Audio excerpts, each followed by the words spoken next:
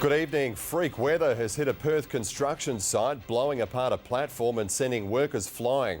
The Weather Bureau says a waterspout formed off North Coogee, crossing land before slamming into an unfinished block of flats. The waterspout slammed into the apartment site just after 2 this afternoon.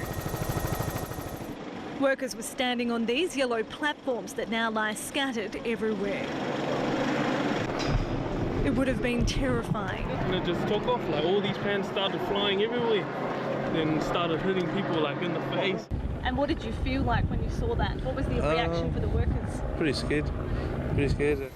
Ambulances were called to Orsino Boulevard to treat 5 people with head and spinal injuries and suspected fractures. There were a number of casualties at the time that would be treated for minor to significant injuries. Witnesses say the winds were so strong they lifted up the heavy decking workers were standing on, flinging them metres into the air.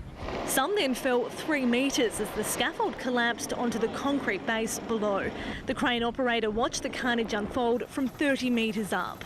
The Diploma construction site's just 100 metres from the ocean. It's believed a waterspout formed out there and travelled inland, causing the carnage. These are rotating columns of air underneath shower clouds, and they form because we have different wind speeds at different heights through the atmosphere.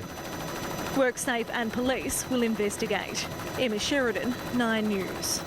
And Emma Sheridan's in North Coogee live for us tonight. Emma, how are the injured workers? Tim, the 2 men are at the State Trauma Unit at Royal Perth Hospital in a stable condition. Another 3 workers are at Fremantle Hospital. They're stable too. Now, Tim, WorkSafe has just released a statement. It says that this seems to be an act of nature and no cause of the employer, but they are still investigating. As for here at North Coogee construction site, security guards will stay here throughout the night. Tim.